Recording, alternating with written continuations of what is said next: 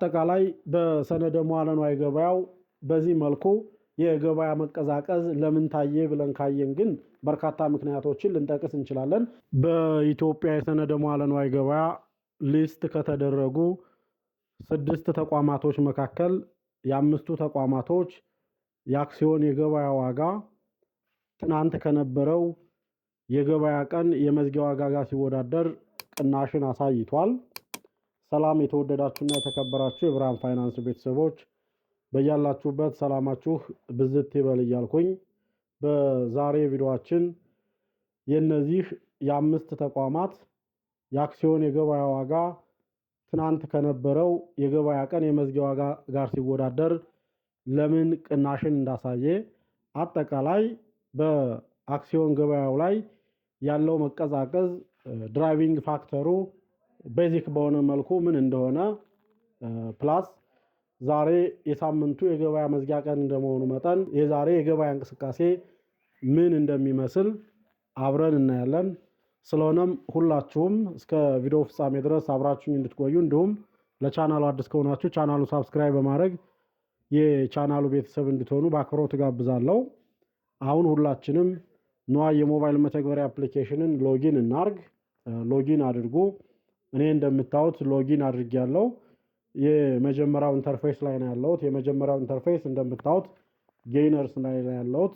ጌይነርስ ላይ የምታዩት ከገዳ ባንክ በቀር የሌሎቹ የአምስት ሊስት የተደረጉ ተቋማት የዛሬ የአክሲዮን የገበያ ዋጋን ስታዩ ትናንት ከነበረው የገበያ ቀን የመዝጊያ ዋጋ ጋር ሲወዳደር ቅናሽን ያስመዘገበበት የተወሰነ መፋዘዝ የታየበት የገበያ እንቅስቃሴ ነው ያለው። ለምሳሌ የአዋሽ ባንክን ብናይ ትናንት ከነበረው የገበያ ቀን መዝጊያ ዋጋ ጋር ሲወዳደር አሁን ላይ ያለው ላስት ሪሰንት ትሬድ የተደረገው ትራንዛክሽን ጋር ሲወዳደር የ12 ብር ከ80 ሳንቲም ቅናሽ ያለው በዛሬው የገበያ እንቅስቃሴ በዝቅተኛ እስከ 2500 የተሸጠበት በከፍተኛ ደግሞ እስከ 2570 ብር ድረስ የተሸጠበት እንቅስቃሴ እንዳለ እናያለን። በዚህም 12 ነምበር ኦፍ ትሬዶች ኤክስኪዩት እንደሆኑ እያየን ነው።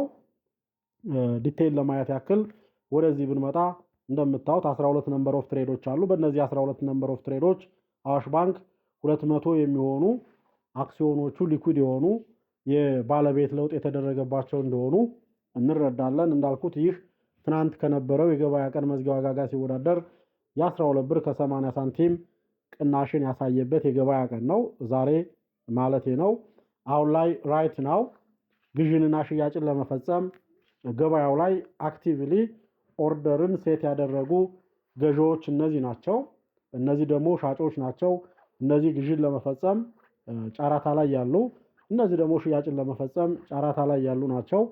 ይህንን ማየትና ቀጣይ የገበያ እንቅስቃሴ ምን እንደሚሆን አለፍ ሲልም ለቀጣይ ሳምንትም ቢሆን ምን አይነት ኢምፕሊኬሽኖች ሊኖሩት እንደሚችሉ መረዳት በእጅጉ የሚመከር ነው። ይሄ እንደምታዩት ዘ ቤስት የሚባለው ቢድ ወይም ደግሞ ፐርቼዚንግ ፕራይስ ገዦች ዊሊንግ የሆኑት ቤስት በሚባል 2500 ነው።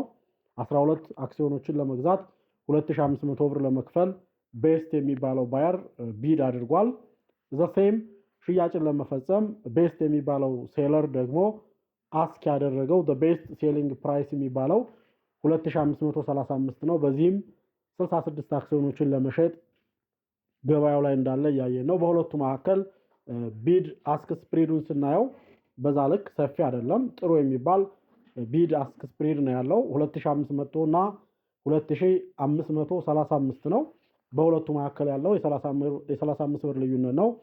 ይሄ ጠባብ የሚባል ጤናማ የሆነ የገበያ እንቅስቃሴ ላይ ኦብዘርቭ ሊደረግ የሚችል ጋፕ ነው ያለው። ግን ዝቅ እያላችሁ ስትመጡ ግን ትንሽ ከፍ እያለ ቢድ አስክ ስፕሪዱ እየሰፋ ምናልባትም የሊኩዊዲቲ ችግር መኖሩንም ጭምር እያመላከተን ይመጣል። የመጀመሪያው ቤስት አስክ ፕራይስ እና ቤስት ቢድ ፕራይስ የምንላቸው ግን ቢድ አስክ ስፕሪዱ ግን ጠባብ የሆነበት ጥሩ የሚባል እንቅስቃሴ እንዳለ እዚህ ላይ እናያለን። ጠቅላላ ሲደረግ ግን የሊኩዊዲቲ ችግሮች አሁንም የቀጠሉበት የተቀዛቀዘ የገበያ እንቅስቃሴ እንዳለ እያየን ነው። የሌሎቹንም ብናይ ዘሴም እዚህ የተለየ አይደለም። ለምሳሌ ወደ ቴሌም ብንመጣ የቴሌም ጋር ስንመጣ ትናንት ከነበረው የገበያ ቀን መዝጊያ ዋጋ ጋር ሲወዳደር የ9 ብር ከ85 ሳንቲም ልዩነት አለው። ትናንት የነበረው ዛሬ ከነበረው በ9 ብር ከ85 ሳንቲም ከፍ ያለ እንደነበር እያየን ነው። ይሄ ላስት ሪሰንት የሚባለው ትሬድ ኤክስኪዩት የተደረገበት ፕራይስ ነው፣ ከዛ ጋር ሲወዳደር ማለት ነው። አጠቃላይ ነምበር ኦፍ ትሬዱንም ስናይ 10 ነምበር ኦፍ ትሬድ ነው፣ በጣም ዊክ የሚባል። በዚህም ሊኩድ ያደረጉ አክሲዮኖች ብዛት ስናይ 434 አክሲዮኖች ብቻ ናቸው። ቱ ዊክ የሚባል ነው። ሊኩዲቲው እጅግ ጥያቄ የሚያስነሳ አዳዲስ የገበያ አካላትንም ለመሳብ አትራክቲቭ ያልሆነ የገበያ እንቅስቃሴ እንዳለ እያየን ነው። ወደ ኦንላይን ወዳሉ ራይት ናው አክቲቭ የሆኑ ቢዶችን ስናይ ደግሞ ይሄ የምታዩት ግዥን ለመፈጸም ጨረታው ላይ ያሉ ገዢዎች ናቸው። እነዚህ ደግሞ ሽያጭን ለመፈጸም ጨረታው ላይ ያሉ ሻጮች ናቸው። በዚህም ስናይ ቢድ አስክ ስፕሬዱን ስንመለከት በእጅጉ ጥሩ የሚባል ግብይት ሊፈጸም የሚችልበት ኢንቫይሮንመንት እንዳለ ኢንዲኬት ሊያደርግ የሚችል ቢድ አስክ ስፕሬድ ነው ያለው። ገዢዎች ቤስት የሚባለው ባየር 531 ብር ለመግዛት ኢንተረስትድ ነው፣ ቢድ አድርጓል። ቤስት የሚባለው ሴለር ደግሞ 540 ብር ለመሸጥ ኢንተረስትድ እንደሆነ እያየ ነው። በመሃላቸው ያለው የ9 ብር ልዩነት ነው። ይሄ እንዳልኩት ጤናማ የሆነ የካፒታል ገበያ ላይ ኦብዘርቭ ሊደረግ የሚችል ቢድ አስክ ስፕሬድ ነው። ሰው ይሄ ጥሩ ነው። አይሆፕ በቅርብ ተጨማሪ የሆኑ ትሬዶች ኤክስኪዩት ይሆናሉ ብዬ የበለጠ ነምበር ኦፍ አክሲዮኖችም ሊኩዊድ የሚሆኑበት እድል ይኖራል ብዬ አስባለሁ። ዝቅ እያላችሁ ስትመጡ ግን በእጅጉ ሰፋ እያለ የሚመጣበት እድል አለ። ነገር ግን ቴሌ ላይ ሪላቲቭ በሆነ መልኩ ጥሩ ነው። ግን አሁን የገበያ እንቅስቃሴው ምን ሊሆን ይችላል ብለን ካየን ግን እውነት ለመናገር የሻጮች የበላይነት ገበያው ላይ እንዳለ፣ ምናልባትም ዋጋ ሊቀንስ የሚችልበት እድል እንዳለ እንረዳለን። ወደ ካንድሉ ብትመጡ እንደምታዩት ይህንን ይመስላል። እስከዚህ ደርሶ የነበረው ዋጋን የሻጮች የበላይነት በመኖሩ ምክንያት ነው እንግዲህ ወደዚህ መጥቶ የነበረው።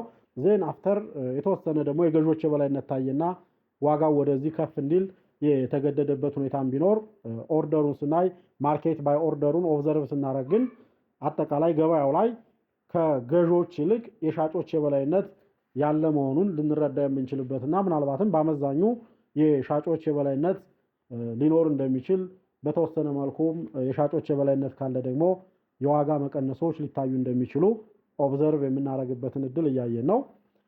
ሌላ ሉዘርስ ጋም ስንመጣ ባንክ ኦፍ አቢሲኒያንም ስናይ የባንክ ኦፍ አቢሲኒያም ትናንት ከነበረው የገበያ ቀን መዝጊያ ዋጋ ጋር ሲወዳደር ላስትሊ ኤክስኪዩት የተደረገው ትሬድ በዋጋ በ174 ብር ከ84 ሳንቲም ያነሰ እንደሆነ የዋጋ መቀነስ የታየበት ያለበት ኢንቫይሮንመንት እንዳለ እያየን ነው። እሱንም ዲቴል ለማየት ያክል የአቢሲኒያ ባንክ አክሲዮኖችም 16 ጊዜ ብቻ ነው ኤክስኪዩት የሆኑት ትሬድ የተደረጉት።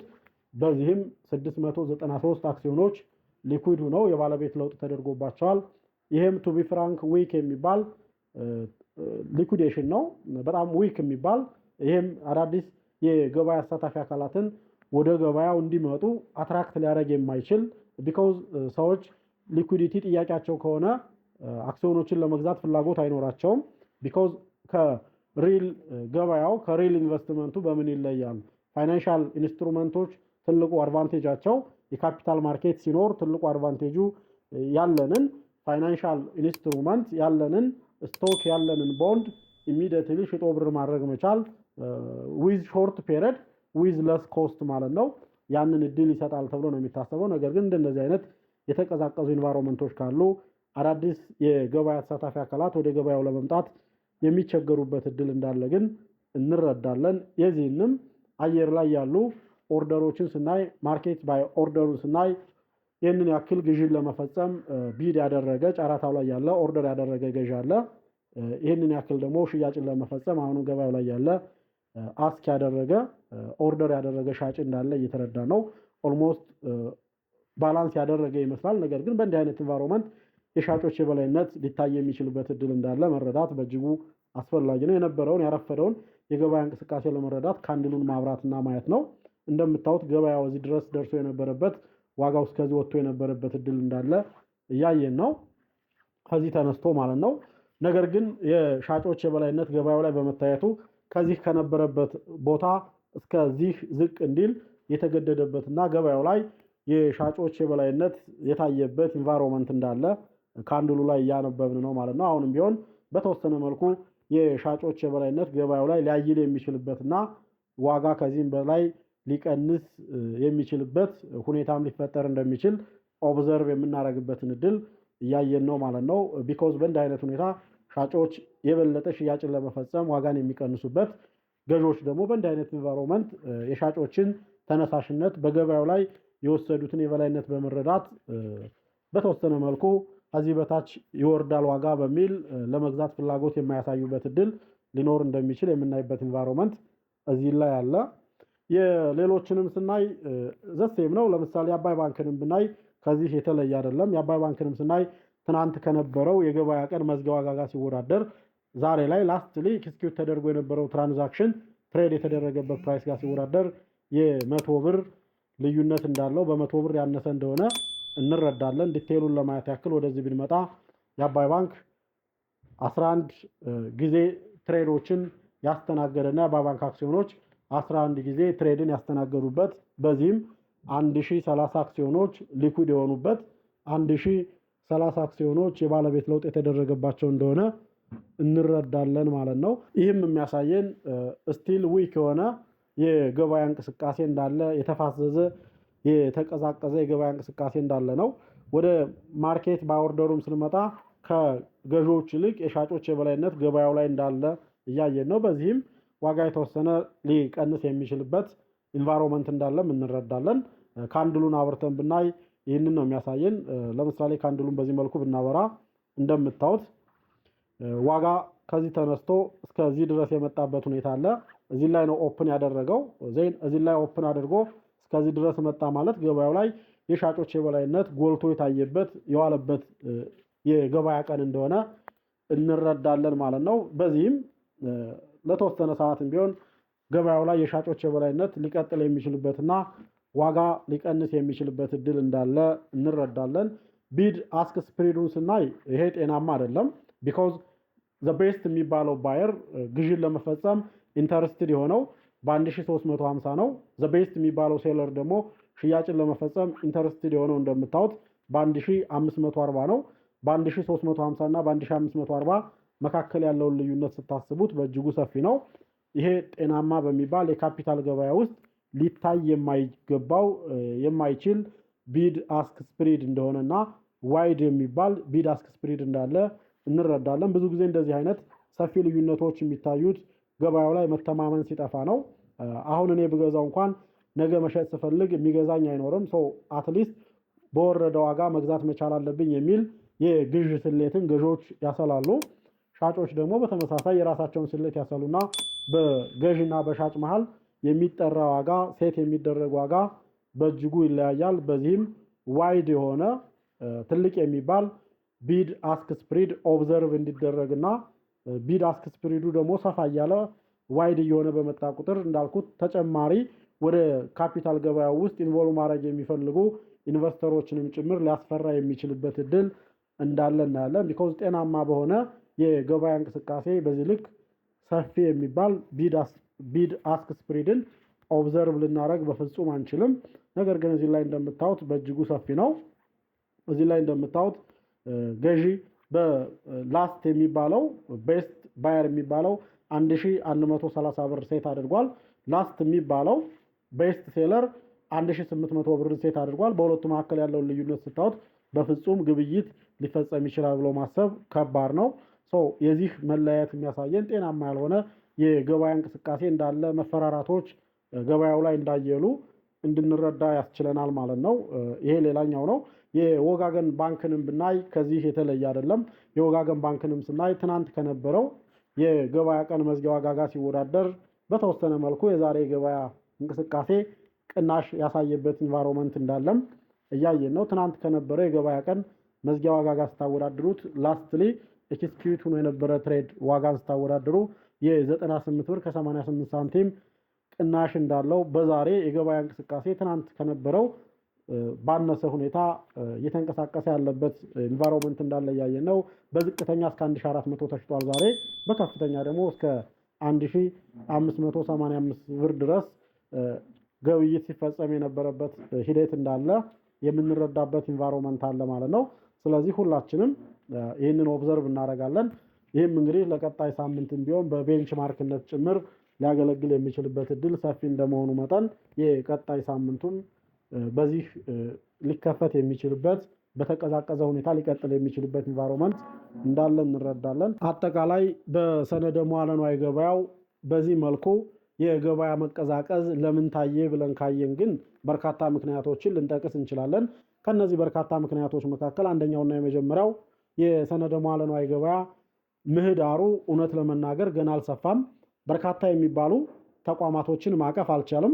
ቢኮዝ እነዚህ እንኳን ሊስት የተደረጉ 6 ተቋማቶች እንኳን 5ቱ አንድ ኢንዱስትሪ ውስጥ ነው ያሉት። ባንክ ኢንዱስትሪ ነው አንዱ ብቻ ነው እንግዲህ ቴሌ ብቻ ነው ከሌላ ኢንዱስትሪ ያለውና ኢንዱስትሪዎች ራሱ ቫራይቲ ሲኖራቸው የተለያዩ ስታርታፖችም ሲገቡ ማቹር ያደረጉ ሲነር የሆኑ ተቋማት ሲገቡ መቀላቀል ሲኖርና የሰነደ መዋለ ንዋይ ገበያ ምህዳሩ ሲሰፋ በእርግጠኝነት ወደ ሰነደ መዋለ ንዋይ ገበያው ኢንቮልቭ በማድረግ ኢንቨስት ማድረግ የሚፈልገው ኢንስቲቱሽናል ኢንቨስተር፣ ዲያስፖራ ኢንቨስተር እና ሪቴል ኢንቨስተር እየጨመረ የሚመጣበት በዛም የገበያ እንቅስቃሴ የሚነቃቃበት እድል ይኖራል። ነገር ግን አሁን ባለው ኢንቫይሮንመንት እንዳልኩት አጠቃላይ የሰነደ መዋለ ንዋይ ገበያ ምህዳሩ በእጅጉ ገና ያልሰፋ እንደመሆኑ መጠን መፈራራቶች አሉ።